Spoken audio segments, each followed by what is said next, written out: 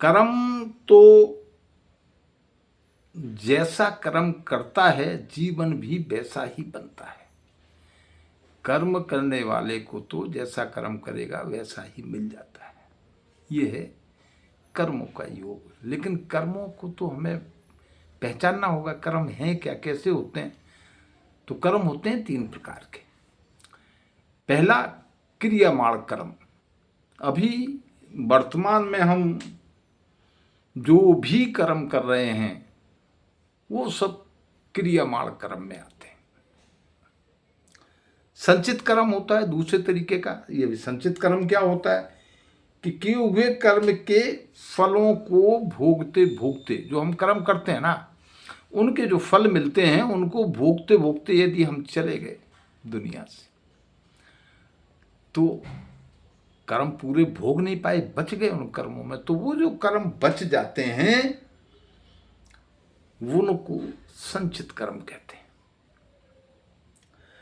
देखा जाए तो ये संचित कर्म ही हमारे दूसरे जीवन बनने का आधार है।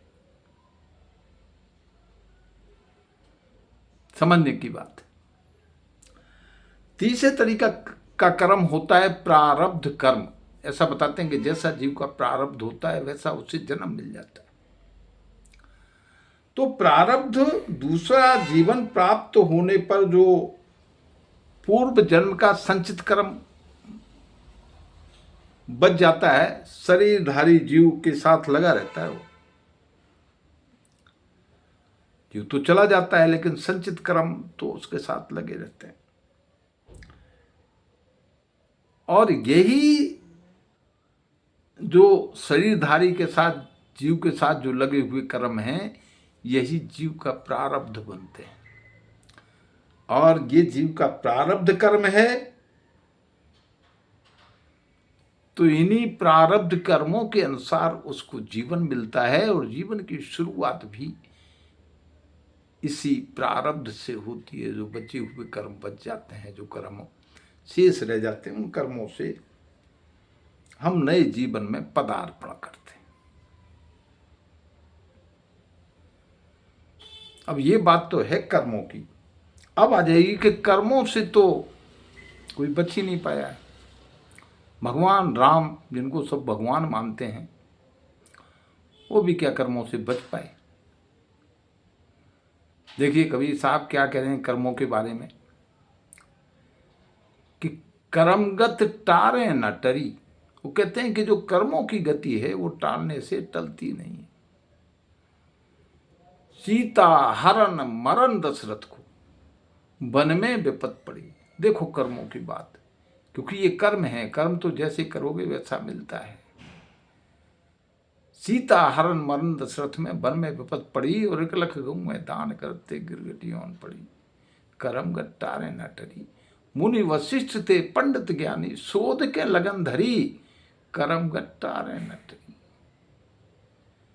मुनि वशिष्ठ जैसे ज्ञानी, श्रेष्ठ ज्ञानी थे, उन्होंने लगन शोध दी, लेकिन हुआ नहीं वैसे। हुआ वही जो कर्मों के हिसाब से होना था। तो कर्मों को सतगुरु कबीर साहब ने अनुचित माना है, उचित नहीं माना। अभी उचित क्यों नहीं माना? क्योंकि कर्मों में जीव फंसता है, और नेहकर्मी जीव बचता है। निर्वाण प्राप्त होता है तो केवल नेहकर्मी को, कर्मी जीव को निर्वाण प्राप्त नहीं हो सकता। कर्मों में फंसा रहेगा वो तो। नेहकर्मी तो परमात्मा में लीन रहता है, जो भी कर्म करता है वो सब नेहकर्म हो जाते हैं। तो इसलिए भक्ति को नेहकर्म बतलाया गया है। सतगुरु कबीर साहब कहते हैं, कर्म करे और रहे निकर्मी, ऐसी जुगत लखावे। कर्म भी करो और कर्म नहीं करने में आए, ऐसी युक्ति बताते हैं सतगुरु कबीर साहब। सदा विलास त्रास नहीं मन में, भोग में योग सिखावे, संतो सो सतगुरु मोय भावे जो, आवागमन मिटावे, ऐसी युक्तियां तो कबीर साहब का ज्ञान है। सतगुरु कबीर की तो अनुपम सोच, अनुपम ज्ञान है सतगुरु कबीर साहब का, अनुपमेय उपमा नहीं है।